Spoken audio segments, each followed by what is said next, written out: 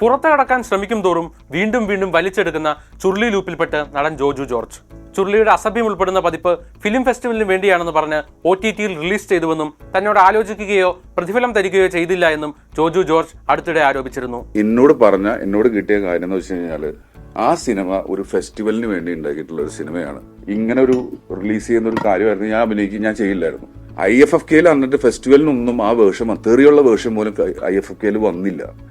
പിന്നീട് പൈസ കൂടുതൽ കിട്ടിക്കഴിഞ്ഞപ്പോൾ ഇവരത് OTTയിൽ വിട്ടു. ഞാൻ 5 ലക്ഷം രൂപയ്ക്ക് ആ സിനിമയിൽ അഭിനയിച്ച് തീർത്തോളാം എന്ന് പറഞ്ഞൊരു എഗ്രിമെന്റ് ഉണ്ടാവണമല്ലോ അവർക്ക് എല്ലാവരുടെ കയ്യിൽ. തീർച്ചയായിട്ടും ഈ തുണ്ട് കടലാസിന്റെ ഒപ്പം ആ എഗ്രിമെന്റ് കൂടി പുറത്തുവിടണം. ജോജുവിന് മറുപടിയുമായി ലിജോ ജോസ് പെല്ലിശ്ശേരി എത്തുകയും നടന് പ്രതിഫലം നൽകിയ തെളിവ് വെളിപ്പെടുത്തുകയും ചെയ്തതോടെയാണ് വിഷയത്തിൽ വീണ്ടും പ്രതികരിച്ചുകൊണ്ട് ജോജു ജോർജ് പ്രസ് മീറ്റ് വിളിച്ചത്. ചുരുളി പൊതുസമൂഹത്തിൽ തനിക്കേറെ നാണക്കേടുണ്ടാക്കി. തന്നെ ഇന്നും ചുരുളിയെ ചുറ്റിപ്പറ്റിയുള്ള വിവാദങ്ങൾ പിന്തുടരുന്നു.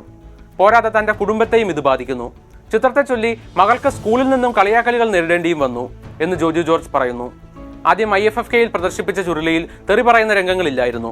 പിന്നീട് സോണി ലീവിലൂടെ സ്ട്രീം ചെയ്ത ചിത്രത്തിന്റെ 2ാം പതിപ്പിലെ തെറി വലിയ വിവാദമായി മാറുകയും പ്രമേയ നിലവാരം ഉണ്ടാക്കിയ പ്രസിദ്ധിയേക്കാൾ കുപ്രസിദ്ധി അസഭ്യം എന്ന ഘടകം നേടിക്കൊടുക്കുകയും സംവിധായകനും നടന്മാരും ഉൾപ്പെടെ ചാനൽ ചർച്ചകളിൽ കയറിയിറങ്ങേണ്ടിയും വന്നു. ചുരുളി എന്ന ഒറ്റപ്പെട്ട ഗ്രാമത്തിലേക്ക് പഴകിയ തുരുമ്പിച്ച ഒരു ജീപ്പിൽ അവർ യാത്രയാകുന്നു. വളരെ നിഷ്കളങ്കവും സൗഹാർദ്ദപരവുമായി പെരുമാറിയ ഒപ്പമുള്ള ജീപ്പ് ഡ്രൈവറുടെയും മറ്റ് യാത്രക്കാരുടെയും സ്വഭാവം ചുരം കയറി ദുഷ്കരമായ ഒരു തടിപ്പാലം കടക്കുന്നതോടുകൂടി മാറുന്നു. തുടർന്ന് ചുരുളിയിൽ അതിഹിംസാത്മകമായ തെറിയുടെ ഭാഷയാണ് ഉപയോഗിക്കുന്നത്.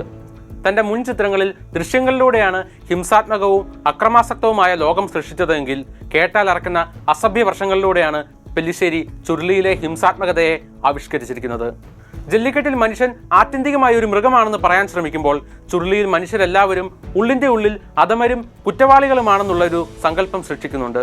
വിശക്കുമ്പോൾ കൊന്നു തിന്നുക, കാമം തോന്നുമ്പോൾ ബലാത്സംഗം ചെയ്യുക, ആഹാരത്തിനും ഇണയ്ക്കുമായി തമ്മിൽ പോരാടി മരിക്കുക എന്നീ പ്രാകൃതമായ മൃഗതുല്യ ബോധമാണ് പെല്ലിശ്ശേരിയുടെ കഥാപാത്രങ്ങളെ ഈ 2 ചിത്രങ്ങളിലും നയിക്കുന്നത്. ചിത്രത്തിലെ ജോജുവിന്റെ തങ്കൻചേട്ടൻ എന്ന കഥാപാത്രം മീമുകളായും വീഡിയോ ടെംപ്ലേറ്റുകളായും പ്രചരിച്ചിരുന്നു. അതിഥിവേഷമെന്ന് സംവിധായകൻ പറഞ്ഞുവെങ്കിലും ക്ലൈമാക്സിനോട് അടുക്കുമ്പോൾ മാത്രം പ്രത്യക്ഷപ്പെടുന്ന ജോജുവിന്റെ തങ്കൻ ചിത്രത്തിന്റെ കഥയെ വഴിതിരിച്ചു വിടുന്ന ഒരു അതിപ്രധാനമായ കഥാപാത്രം തന്നെയായിരുന്നു. ചുരുളിക്ക് വേണ്ടി 3 ദിവസം അഭിനയിച്ച ജോജുവിന് നൽകിയ പ്രതിഫല തുക പെല്ലിശ്ശേരി തന്റെ സോഷ്യൽ മീഡിയ അക്കൗണ്ടിലൂടെ പുറത്തുവിട്ടിട്ടുണ്ട്.